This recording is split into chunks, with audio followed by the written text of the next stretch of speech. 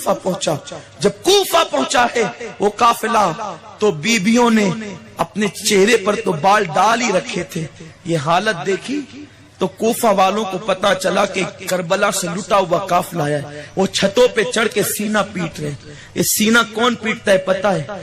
جس سینے میں ابو بکر عمر کی محبت نہیں ہے وہ سینہ اسی قابل ہے کہ وہ پیٹا جائے. اس کی سزا ہے یہ. جس سینے میں شیخین کی محبت نہیں ہے وہ پیٹا جانے کے قابل ہے. یہ ہم سنیوں کا سینہ ہے جس میں اہل بیت اور صحابہ کی محبت موجود ہے. ہم سینہ پیٹنے کو دل کی توہین سمجھتے ہیں, سینے کی توہین سمجھتے ہیں, کیونکہ جس میں اہل بیت کی محبت ہو وہ سینہ پیٹا جائے یہ اہل بیت کی توہین ہے, یہ صحابہ کی توہین ہے. وہ سینے پیٹ رہے تھے اور چلا رہے تھے ہائے کیا ہوا, ہائے حسین, ہائے حسین, وائے حسین, وائے حسین. وہ چلا رہے تھے.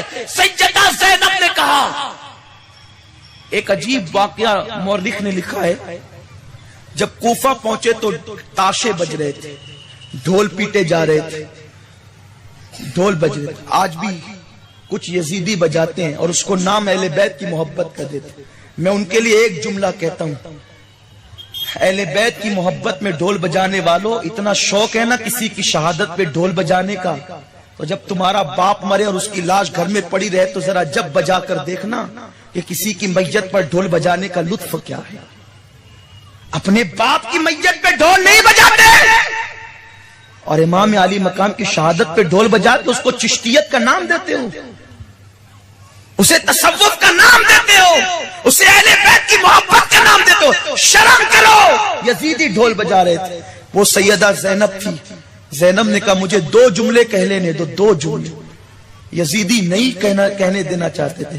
زینب نے اپنے گھٹنوں کو اونٹ کی پیٹھ پہ رکھا اور کہا لوگوں سنو, میں زینب بنت فاطمہ ہوں. پورے کوفہ کی گلیوں میں سناٹا چھا گیا. اور اس کے بعد زینب نے کہا خوشیاں منا رہے ہو, ڈھول بجا رہے ہو, اور اے ماتم کرنے والوں تم ماتم کر رہے ہو. غم اور خوشی کا ملا جلا ماحول اور اہل بیت کا قافلہ ہے. زینب کہتی ہے کیا تم نے خط لکھ کر میرے بھائی کو نہیں بلایا تھا, حسین کو نہیں بلایا تھا؟ دھوکہ دیا تم نے, تلواریں بنو امیہ کے ساتھ کر دی. کوفہ والو تم پر اللہ کی لعنت ہو, اور دنیا دیکھے گی جب تک تم اور تمہاری نسل زمین پہ باقی رہے گی تم اسی طرح سینہ پیٹتے رہو گے, لیکن خون حسین کا قرض تمہارے سر سے کبھی نہیں اترے گا. آج جو عراق کی حالت ہے نا, اللہ تعالیٰ اس کو درست فرما دے. عراق, بزرگان دین فرماتے ہیں کہ عراق کبھی چین کی سانس نہیں لے گا, کبھی بنے گا پھر اجڑے گا, کبھی بنے گا پھر اجڑے گا, کبھی بنے گا پھر اجڑے گا. اس لیے کہ عراق اس زمین کا نام ہے جس پر اہل بیت کے خون کے دھبے لگے ہوئے. وہ خون کبھی ان کو قیامت تک چین سے رہنے نہیں دے گا. اللہ رحم کرم.